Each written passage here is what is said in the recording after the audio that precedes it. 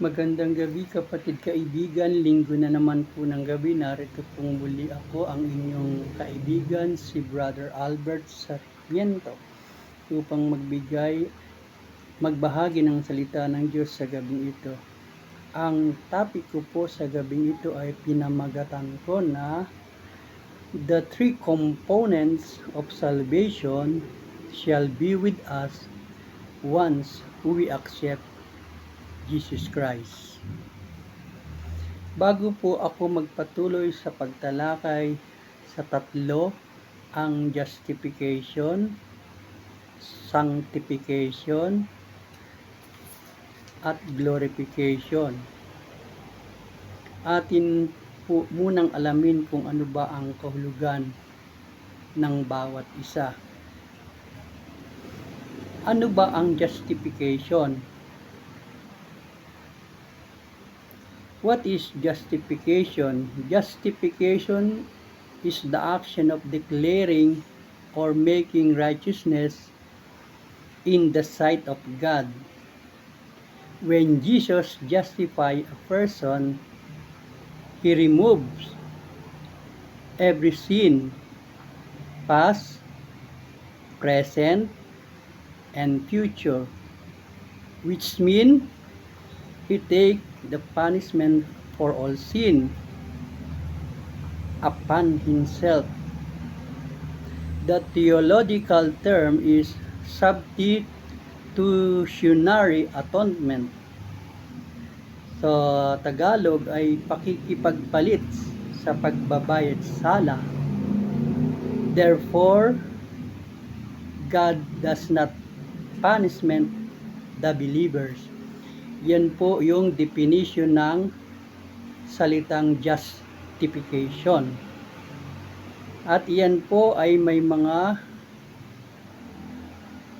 talatang batayan na ganito po ang sinasabi na natala po sa Roma chapter 3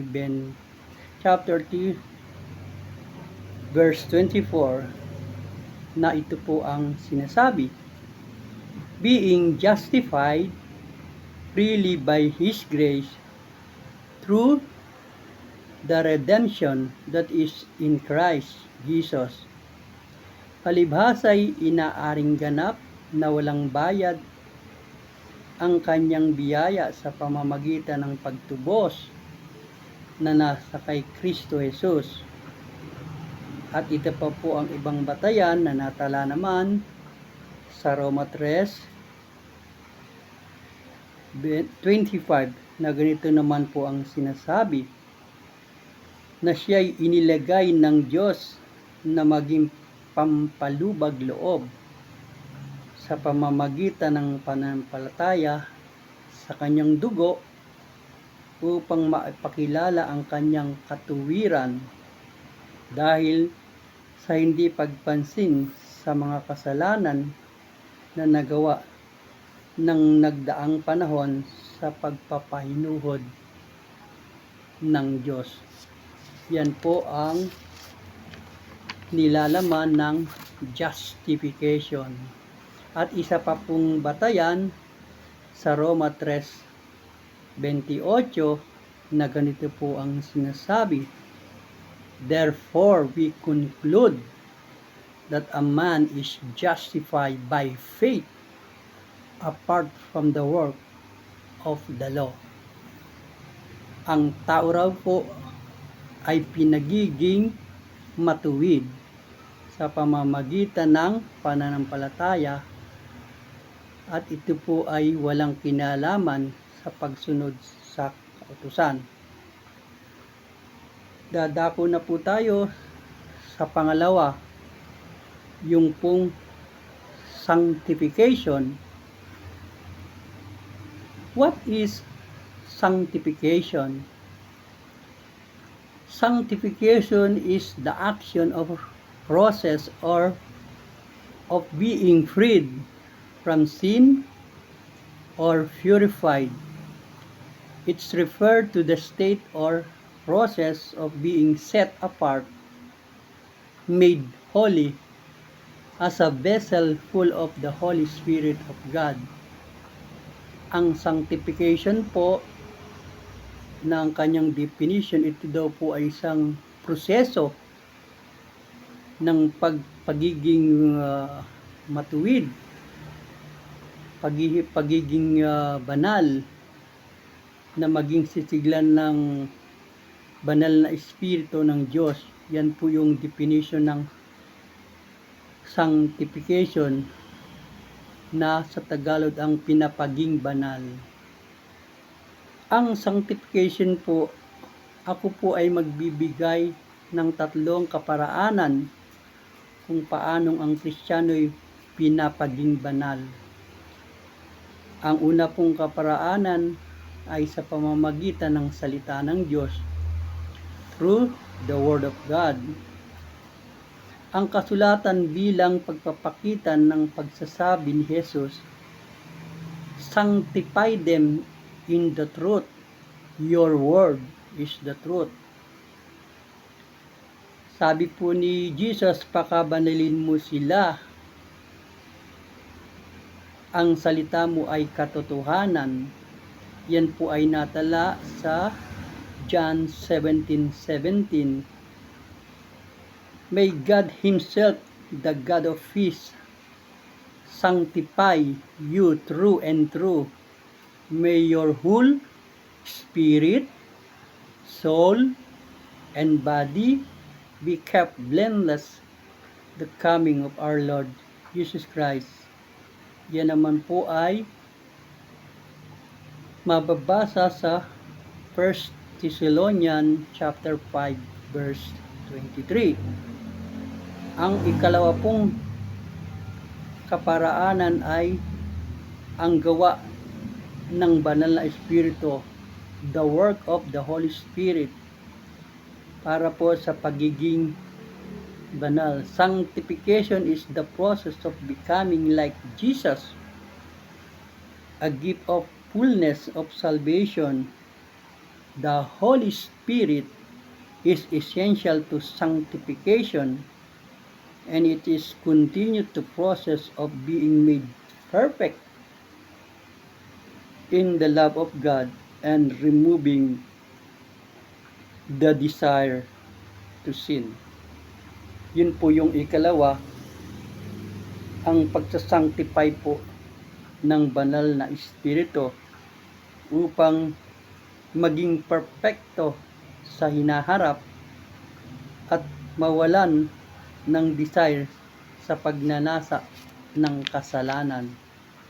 At yung pong pangatlong kaparaanan para po maging mapabanal ay ang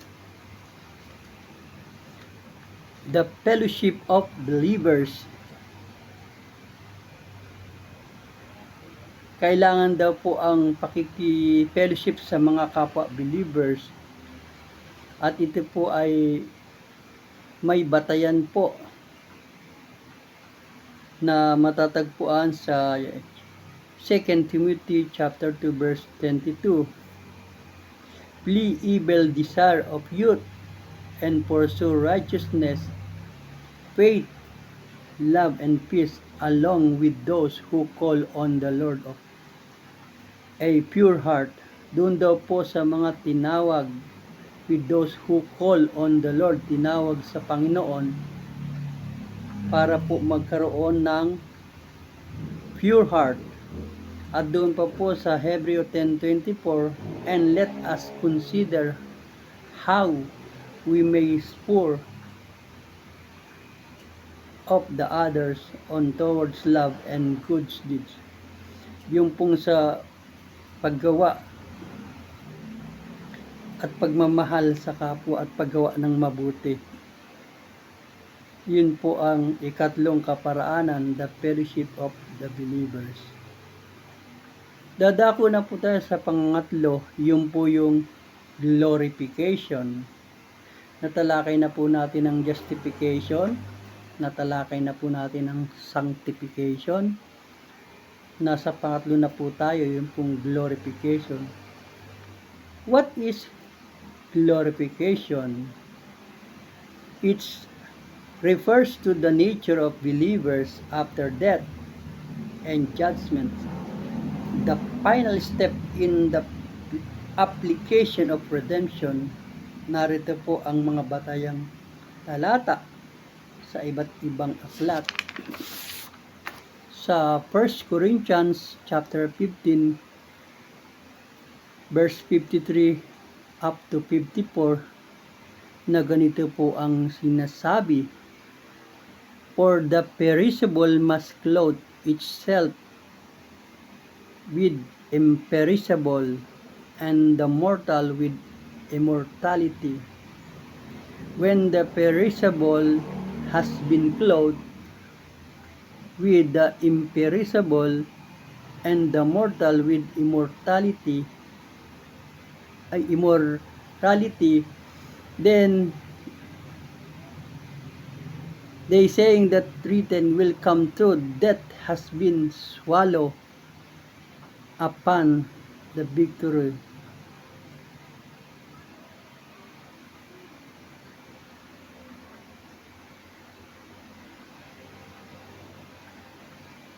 Ito po ang batayan na natala naman sa Roma 8:11 na ganito naman po ang sinasabi, "And if the spirit of him who raised Jesus from the dead is living in you, he who raised Christ from the dead will also give life to your mortal bodies of his spirit who lives in you."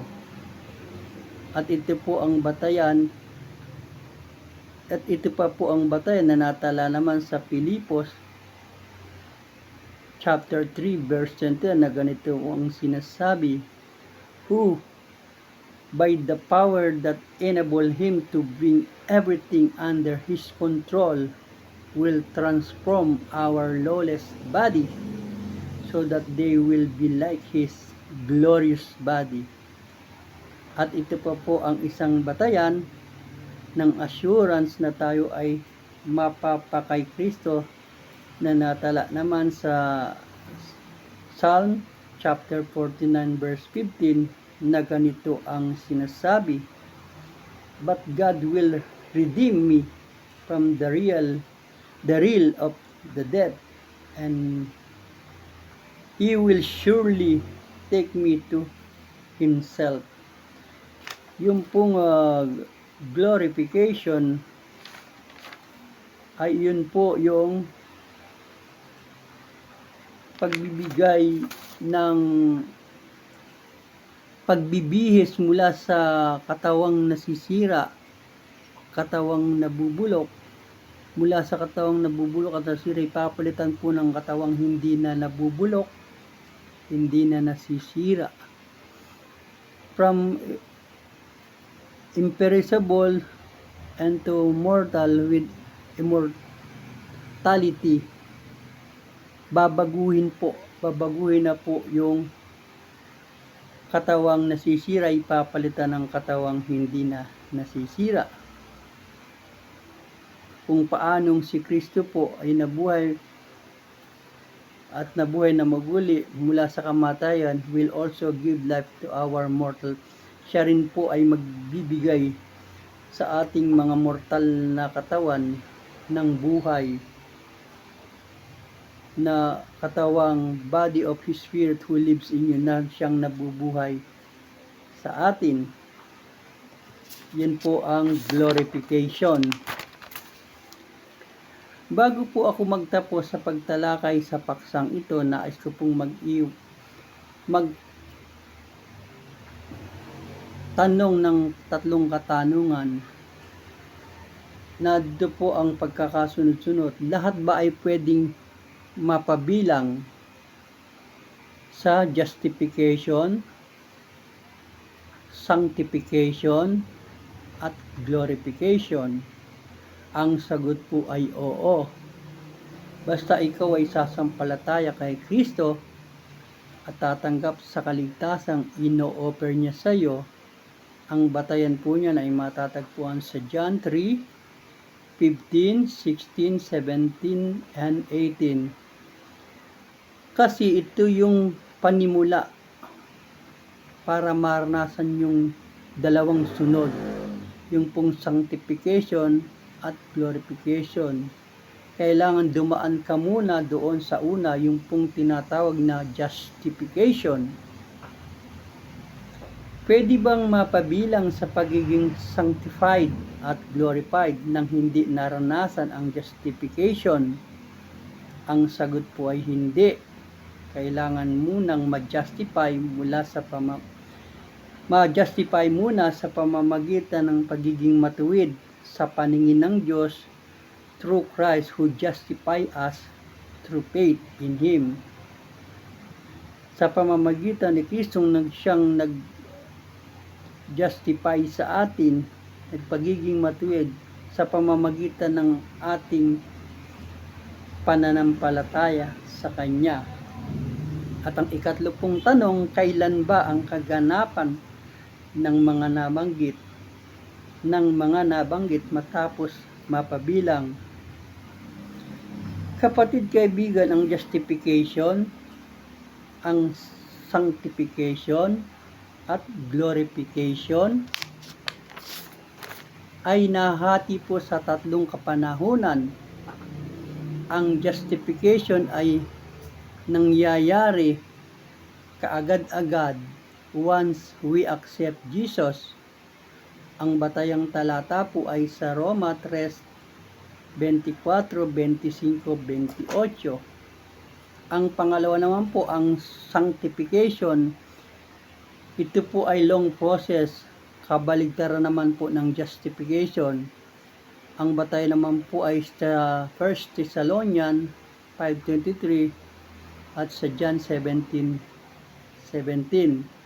Proseso po yun once nakakilala ka sa Panginoon, doon po ang pagpasok ng sanctification, yung pong pagiging banal, pagiging pagpapabanal. At iyon nga po ay mayroon tatlong kaparaanan na nabanggit ko na po dun sa una, yung through the Word of God, the work of the Holy Spirit, and the fellowship of believers. Yun po yung tatlong kaparaanan para ang mga Kristiyano ay magkaroon po ng mapabilang po sa pinagiging matuwid o sanctification. At yung pong pangatlo, yung pong tinatawag na glorification, ito po ay in the future, the final step in the application of redemption. Ang batayan po ay sa 1 Corinthians 15:53-54, Roma 8:11 at Pilipos 3:21, na kung saan nabanggit po doon ang proseso po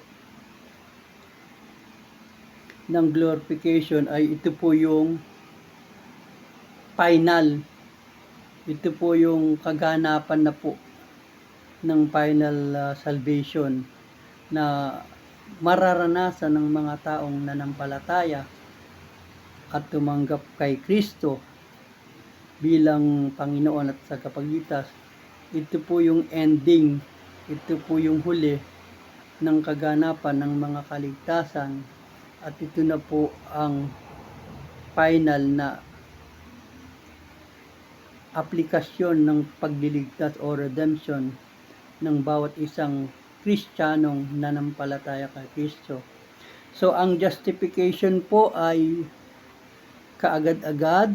Ang sanctification po, ang justification po ay pagiging matuwid sa paningin ng Diyos sa pamamagitan ng pananampalataya kay Kristo. Siyang nag-justify sa atin sa pamamagitan ng pananampalataya sa Kanya.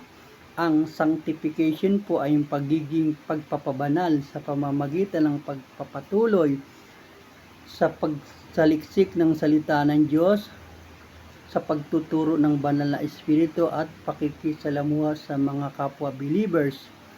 Yun po yung pagiging sanctification. At yun naman pong glorification, yan po yung final destination ng kaligtasan, the step of application of destination, the final destination, na kung saan ang mga bagay na nasisira kagaya ng ating katawang mortal ay papalitan na po ng katawang hindi nasisira, katawang hindi nabubulok para po maging glorified body.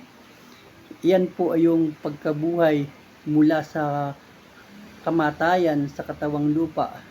Bibigyan po ng bagong katawan ang mga taong nanampalataya kay Kristo na tinatawag po nilang maluwalhating katawan mula sa nabubulok, hindi na mabubulok, hindi na masisira, hindi na magkakasakit. Yan po yung glorification na binabanggit. Kapatid, kaibigan, gusto mo bang maging mapabilang? Una, maging justified sa pamamagitan ni Kristo, sa pamamagitan ng pananampalataya sa Kanya.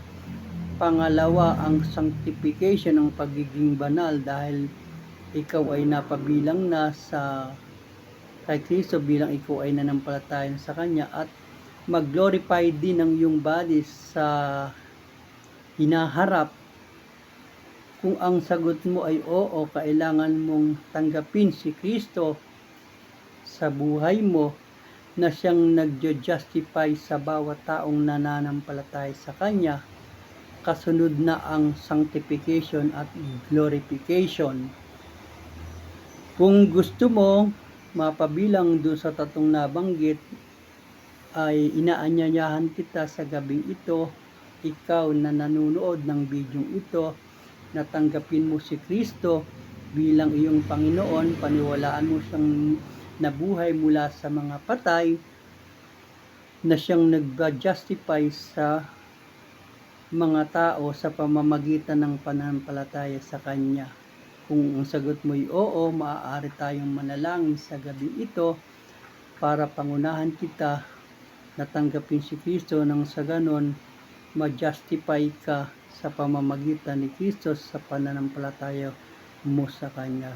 Ama, kami po ay lumalapit sa iyo kasama ng nanunood, na kung gusto po niya, Panginoon, na magkaroon din ng justification, sanctification at glorification, Panginoon, sa hinaharap na panahon, kailangan po niyang tumanggap sa iyo, sapagkat ikaw lamang, Panginoon, ang may karapatang mag-justify sa mga tao, Panginoon, sa pagiging makasalanan ay magiging matuwid, hindi dahil sa aming sariling katuwiran, kundi ang katuwiran ito ay mula sa iyo, na kapag tinanggap ka namin ay magiging matuwid kami, hindi sa ganang aming sariling kakayanan at mabuting gawa, kundi ang justification ito ay mula sa iyo sa pamamagitan ng pananampalataya at pagtanggap namin sa iyo. Inaari mo kaming ganap at matuwid. Kaya dinadalaan ko po sa iyo ang nanonood na ito, Panginoon, kung sino man siya, ay dinadalaan ko na tulungan mo siya, Panginoon, na matanggap ka niya bilang Panginoon at sariling tagapagligtas ng buhay nila, nang sa ganon siya man ay makaranas din, Panginoon, ng justification mula sa iyo, sanctification na mula sa iyo, at glorification na ipinagkakaloob mo sa mga taong mananampalataya at tatanggap siya bilang Panginoon at sariling tagapagligtas ng buhay. Tulungan mo silang magpasya sa kanilang buhay. Hinihingi po namin ito sa pangalan ng iyong anak na si Jesus, na aming Panginoon at tagapagligtas. Amen. Salamat mga kapatid sa maikling oras na ito, sa gabi ito, sa pagtalakay, sa pagsama sa pagtalakay ng patungkol sa justification, sanctification at glorification. Sana'y nakatulong at naliwanagan ka sa pamamagitan ng ating pagdidiscuss sa gabing ito kung ano ba ang kahulugan ng justification, sanctification at glorification, na ito po ay ating tinalakay sa maikling oras at ipinaliwanag kung ano ang kahulugan ng mga ito. Salamat kapatid sa gabi ito, hanggang sa muli sa kalooban ng Diyos. Sa susunod na linggo muli akong mag-upload ng video sa panibagong topic. Amen.